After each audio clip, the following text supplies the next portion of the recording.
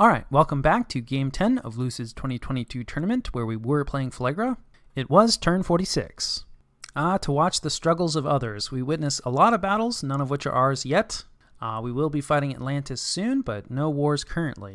Doing some summoning, Yetis, as well as some green lions here. Very slow to bring in, but very good troops. Then we witness what looks like a magic phase attack from Marignon in a location probably looking to get rid of raiders. Yeah, this is a blood spell, just summoning in a bunch of imps. And it looks like the raiders did not choose to stealth. It's just some wolf brothers, so I can see this going either way. Imps definitely are not, fantastic in combat, but there are more imps, right, than there are other units. It does get some protection out there, so that's going to help that square a lot. Imps do struggle with, heavier armor, so yeah, I think this is going to work out for Vettiheim, assuming the commander doesn't get sniped. Yeah, there go the imps. So it doesn't work out for Marignon. Probably not the end of the world, since I imagine they paid for that with blood slaves. Hopefully they managed to keep the commander in the retreat. Flying devil commander, definitely very useful. But yeah, I would say not worth it, but definitely worth a shot. Can be very difficult to get rid of those Vettiheim raiders. None of our site. Ooh, no, we find a site. Ooh, we find a death site too. So that is very nice, right? We are looking for some increased death income. Hoping to bring in some of those skeletons, and I mean, death gems are just very useful in general. So here we have Ulm attacking Atlantis, a very small crossbowman raiding group here. Is this it? Yeah, this is it. So yeah, maybe just a ping, because I think this is the Ulmish fort that is under siege. I wonder, maybe these rangers got patrolled out? I'm not sure what's going on. Wow, some gifts from heaven. Anyway, this is a pretty major army here from Atlantis. I do think we've seen this before, at least something similar to it. Obviously, that does not work out for those rangers of home. So yeah, not sure what happened there. Like I said, maybe got patrolled out. Here we have Marignon attacking some independents. That's kind of an interesting little force. This looks like a lone blood hunter who has a blood hunting item, but no blood slaves. And his missionary buddy, who is a priest level 1. The independents are routed. There's some barbarians here, so Marignon does get recruitable assassins. They're just regular human assassins, but you put probably a lifelong protection on them, and they're pretty effective. Certainly going to be able to take out barbarian commanders. So that's what happened there. Very nicely done by Marignon. Then we have Ulm attacking Atlantis again. Hopefully this is actually an attack and not a case of getting patrolled out. Yeah, I think this is a hero. Yeah, this is the immortal hero, so as long as he doesn't get soul slayed or anything like that, it's a great unit, to risk and raiding and stuff like this, and I think it's going to work out fine. I don't even think there's any promise defense here, just a random retreat. So yeah, that worked out for Ulm. Definitely a nice raid. And then it looks like Vettiheim actually attacks Marignon on top of that citadel, that same place where we saw that kind of catastrophic battle. So yeah, they're going in for some more stuff. This is looking interesting. So this is looking like some sort of thug effort here. This is probably the result of a transformation that has then died. In fact, maybe even died in the last couple turns. Pretty solid kit overall. 15 shock resistance. Can't complain about that. Fire resistance maybe a little bit low for Marignon, but that can be a bit of a struggle, I think, for Vettiheim. Obviously very cold resistant, very poison resistant. This is an undead unit. Luckily, Marignon doesn't really have a lot of death magic, so that's going to help this guy, but they do tend to have a lot of priests. So that could be a bit of a problem. The Shade Mail, very nice in terms of stealthing around. Doesn't actually give the best protection, so we'll see. But he has a lot of friends. Yeah, gets Moss Body, some quickness, regeneration. Some imps come out to harass him. Let's see, he's going to be up against, the remainder of this army here from Marignon. As we can see, greatly reduced. No devils who are possibly, flying. So there's a lot of devils here still, actually. So this is going to be a pretty tall order. We do see some of Vettiheim's buffers retreating here. So I'm assuming that he more or less got the buffs that he wanted. Does have Moss Body, does have regeneration, does have quickness. 51 hit points, but this protection is just not that great. Devils, I think, poison. Yeah, they have a pretty nasty poison, but the undead unit here, very poison resistant, so that's going to help a lot, but devils just do a lot of damage in general. Ooh, Foul Vapor's coming up, so a bit of a combination, right, of a trap and, also just a fairly effective thug, but you can see a lot of damage coming on this guy. Unfortunately, his morale has broken. That I feel like is a bit unlucky. Morale 19 could be higher, but still fairly high. But I do think that, especially if this guy manages to get surrounded, this Foul Vapors might actually end up working out. Yeah, it's a shame that it doesn't go for a little bit longer because, against human units here, you can definitely see some guys dying. but I don't think it went on quite long enough. So yeah, definitely a good attempt, but a lot of mages, including it looks like both of the white mages go down, so that's a lot of gear to be losing. And it doesn't inflict no damage, right? 3 chart makers die, an inquisitor dies, royal navigator dies, grab bag of other humans die, 8 sacreds. But I don't know, for all that gear, this doesn't really feel worth it to me. Still, I think that if the morale hadn't failed, there was a decent chance that they were going to inflict a lot more damage. So I think a completely reasonable attempt, just didn't go in Vetiheim's favor. Now we have an assault on this same citadel. It's been seeing a lot of fighting, and there isn't really much in here in the way of defense. Just some guys to help hold up the walls, a few crossbowmen, no mages though. Yeah, still plenty of devils. Marignon should be able to take this no problem. Maybe going to lose a few mages. No, just a crossbowman, right? There are crossbowmen on the walls, that fortification, but, devils make quick work of things. So that works out for Marignon, and they do take that citadel. That's a painful sequence of battles for Vetiheim, definitely. Speaking of painful battles for Vetiheim, it seems to be a theme right now. Here comes a bunch of Garms and supporting mages, and, there's some mages in here. Here come the skeletons. Probably going to be skeletons from both sides. Though, frankly, I don't think skeletons is really what Utgard wants here. So yeah, okay, body ethereal instead. Very nice. That's actually an excellent choice. That's going to help them get through the walls, right? So they won't get, trapped in the gate here. Do have fell vapors coming up. That looks like it's coming from Utgard. We also have relief. This could be coming from either side. No, wait, I lied. This is coming from Vetiheim. And then we have Howl, also coming from Vetiheim. I think generating chaff in this battle, completely reasonable. You need things for these Garms to kill. But I think the body ethereal might be enough. We can also see that, the gate isn't really quite getting held. I don't know, we'll see. The skeletons are getting up faster than I thought they would, right? But some of these Garms, some of them getting soul slayed. Very nice. So that's definitely nice, especially that it targeted these closer ones. Now we have Rigor Mortis coming up.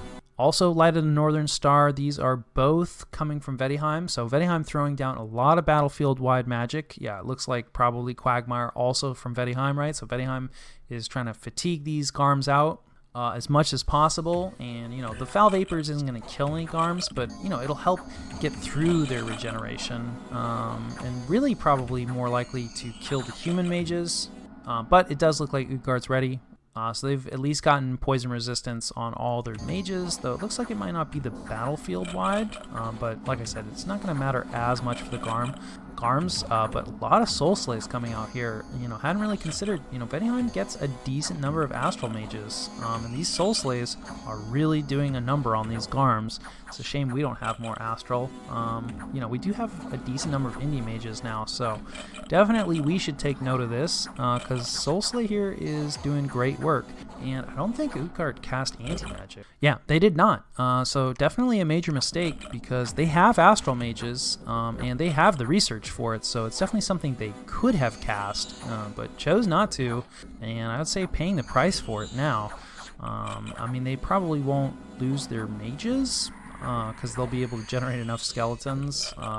It's still not impossible that their skeletons, overmatch Vetiheim's skeletons, but they lost a lot of Garms here, so I'll go ahead and run this one forward, see if anything interesting happens. Does look like there's at least a little bit of advance in cast spells on Utgard's side.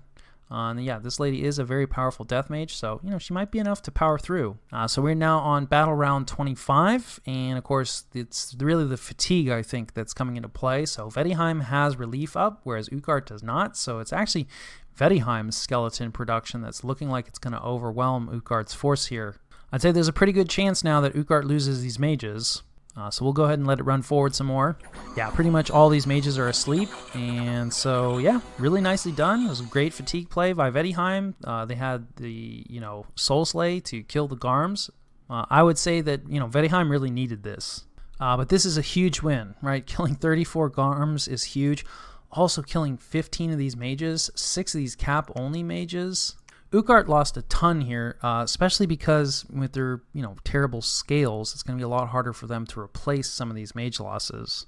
It's not free for Vetiheim, right? They do lose 4 hags, but the hags are really cheap. They lose one of their more expensive mages, but, this is a fantastic trade for Vetiheim. Great defense. Now we have some unexpected events. One of our mages got shrunk. Devastating hurricane, standard stuff. We finished construction of a palisade. That's probably good, though we're already struggling to recruit all mages out of all of our forts. So this is probably a fort too far for us, but we'll at least make it a little harder to raid us.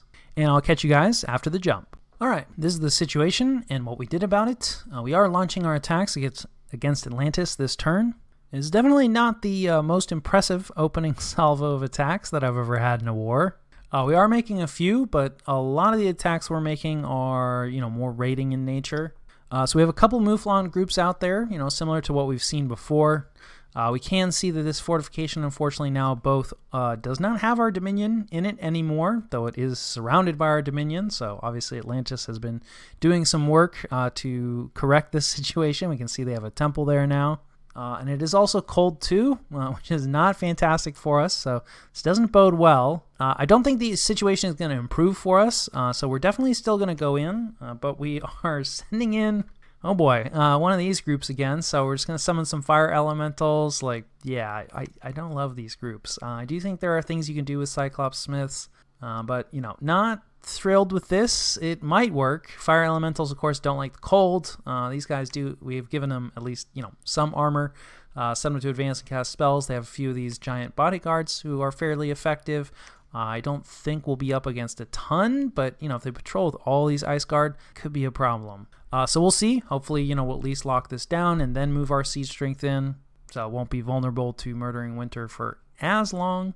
It still could be a problem. We see another group of Ice Guard and some of their Sacreds here, probably moving to reinforce, one of their forts down here.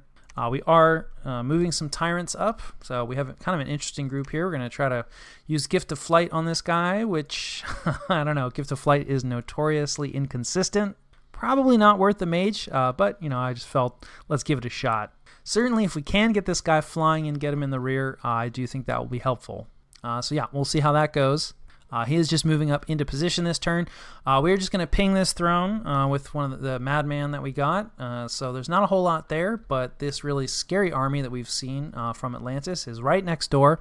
It has cracked this Olmush fortification, so they may want to storm. On the other hand, they know that the war is starting, so they may move some or all of it back to defend this throne. So we're not really ready to attack that yet anyway, and we certainly can't challenge this army. So we're just going to ping and see what kind of province defense investment and things like that. So we'll see. There's a pretty good chance that we'll be on the defensive here. We do at least have a Tyrant in position and ready to go, so he's moving up, potentially to attack, potentially to defend, depending on what Atlantis does. We have another Tyrant moving down here. He's going to move patrol, hopefully catch this Atlantean group here, but they have a lot of options. They're actually kind of a little cut off, so they may go back underwater, they may go fight Ulm, but we'd prefer them to stay off of our fort.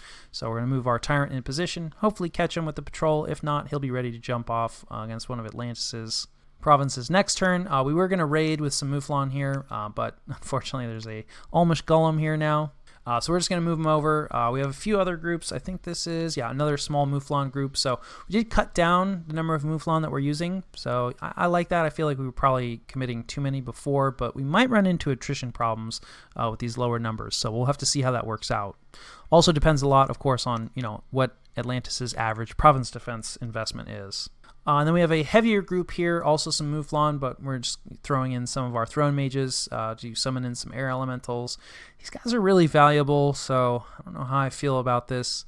But, having different threat vectors, right, not always committing the same amount of stuff to your rating, I do think is really important. So, I don't hate it, but it is a very expensive rating group, so, hopefully that one works out for us. In terms of what our scouts can see, it doesn't look like Atlantis has a ton in reserve, right? We can see they have some stuff in their capital, some stuff in this fortification next door. We don't know what they have underwater, so it is possible they have a couple other huge armies. They're just hiding out underwater. But at least from what we can see, Atlantis doesn't have a ton in the way of reserves, which is definitely a good thing. On the other hand, it kind of looks like things aren't going great for Ulm, right? So, I mean, we talked about this Ulmish fortification that's been cracked. This is a pretty nasty army, so, maybe Ulm has a really good defense, but this is concerning. Also concerning is the fact that two other Ulmish fortifications are under siege. Now, neither of them are cracked, so, maybe these are just some raiders that Ulm can easily push off. But, considering that this is a war that Ulm has chosen, and, now it's Ulm's forts that are under siege, that's usually not what you're looking for right, when you start the war. So this is not a great sign, right? We're on Ulm's side here. We're fighting Atlantis. So if Ulm collapses at this point, that's definitely bad news for us. Now, I do think Ulm is, a good ways away from a collapse, right? They have quite a bit of territory here that's completely untouched. So there's no need to panic here, but I would say that things are probably not going to plan for Ulm.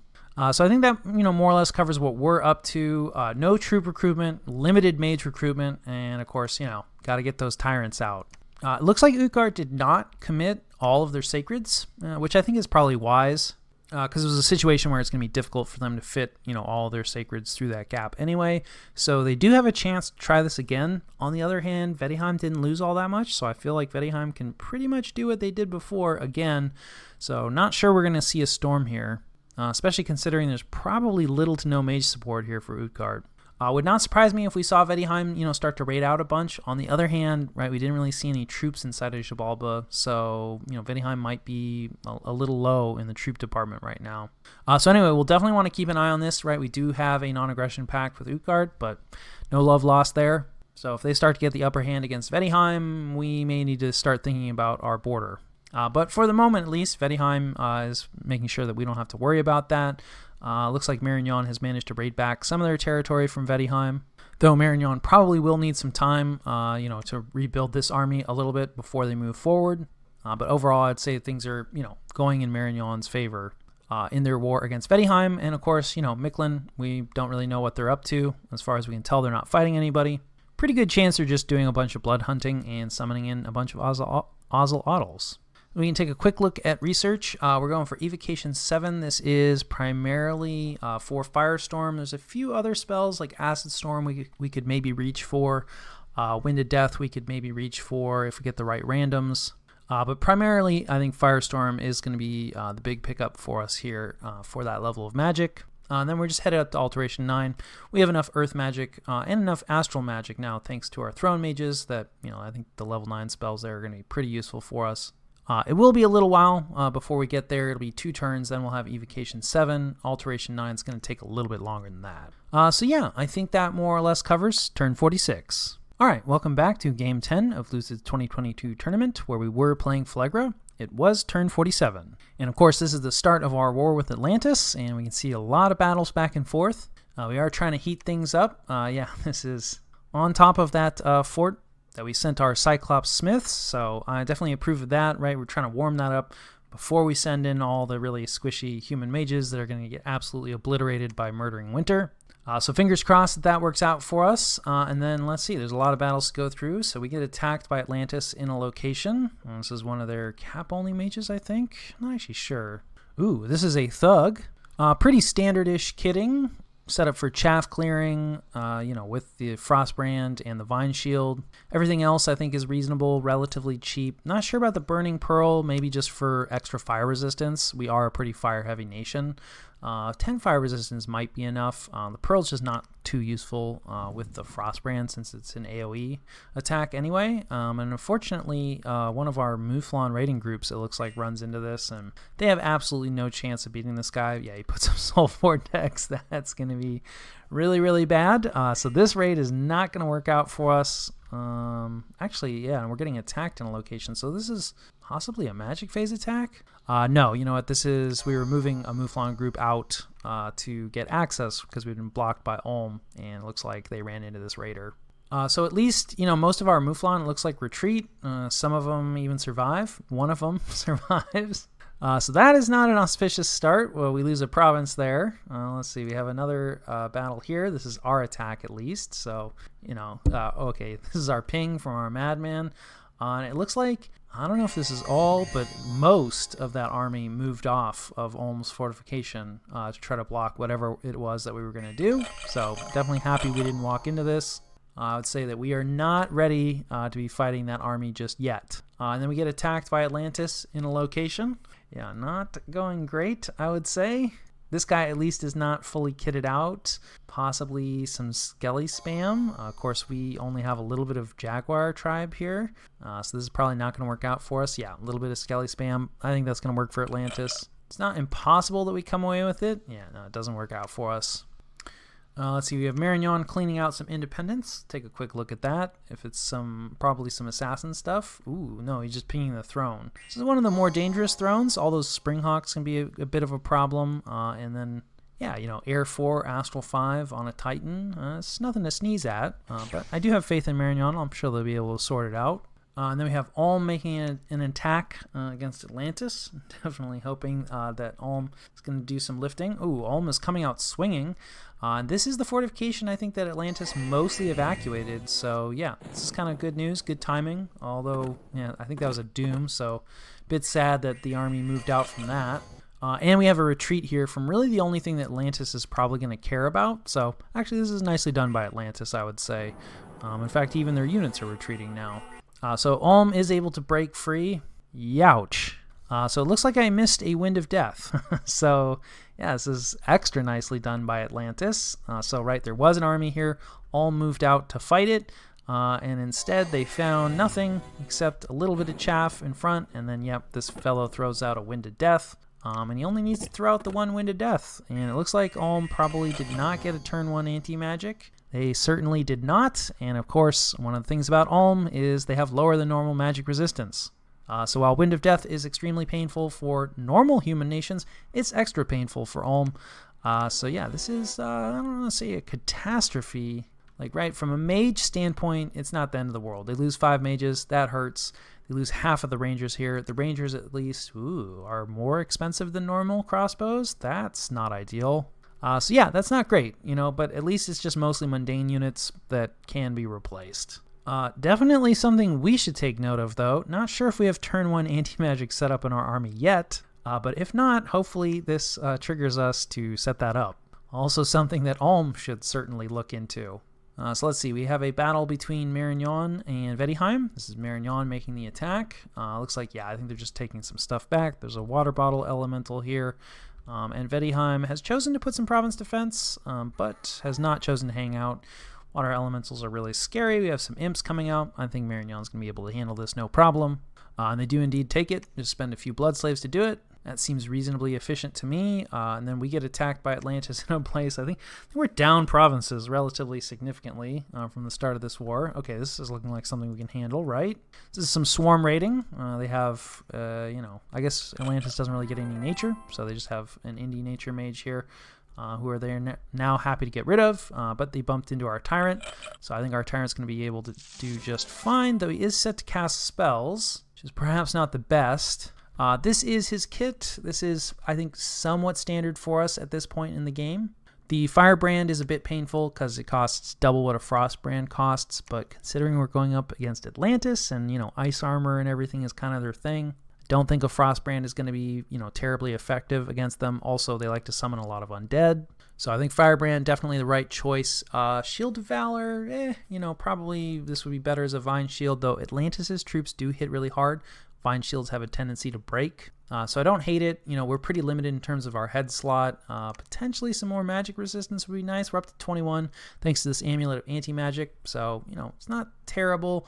Having luck on is nice because we do have regeneration, decent amount of hit points, right? So we would die in a situation, but then maybe, can get lucky with some rolls and regenerate our way back up. But again, the more magic resistance you can have on these guys, the better. So perhaps should be going with the lead crown.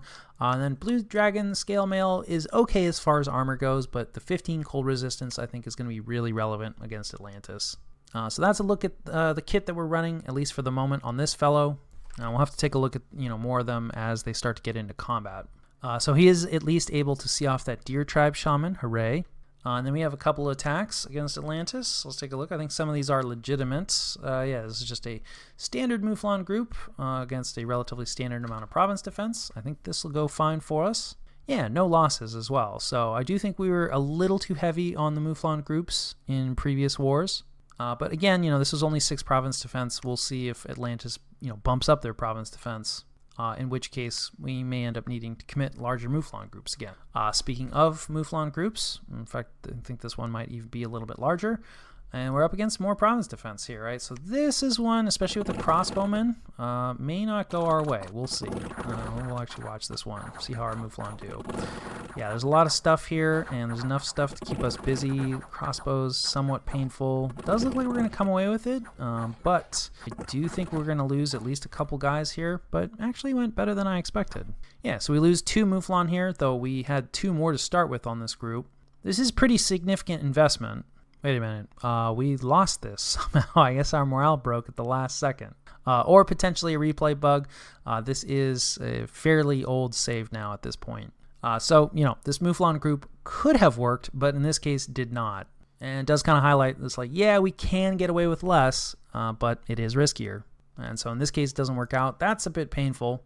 Let's see, we witness another attack by Marignon against Vettigheim. I feel like Vettigheim's kind of been on the defensive here against Marignon. Okay, yeah, remember when I said they needed to reconstitute this army? Well, it does look like they brought more devils in. But yeah, Marignon is just rolling immediately. I think this is, the fort next door. So there's just province defense here from Vettigheim. Definitely not going to be enough to stop all these devils. And Marignon looking pretty dangerous here in the war against Vettigheim. So Vettigheim doing well against Ukard, not doing so well against Marignon. We'll have to keep an eye on this and see what kind of defense Vettigheim has. And then we have 2 more attacks against Atlantis. One of these I think is legit. Oh no, these are both legit. Right, this is our Cyclops group. We're going to summon some fire elementals. I'm sure this will go fine. There's only a little bit of province defense here, so I do think this is actually going to work out for us. We do spend some gems, which is not fantastic. But we didn't know that there wouldn't be much province defense there, so we take that without any difficulty, and we have not yet opened ourselves up to Murdering Winter, so that's definitely on the plus side of things. And then I think this is our very expensive air elemental summoning group, with some Mouflon support. And yeah, we're not up against very much, just a little bit of province defense. I was actually this is a bit of a choke point, which I think is why we sent a heavier raiding group. Was kind of expecting Atlantis to defend this a little harder, but Atlantis isn't very fast, so they may just not have been able to get out there in time.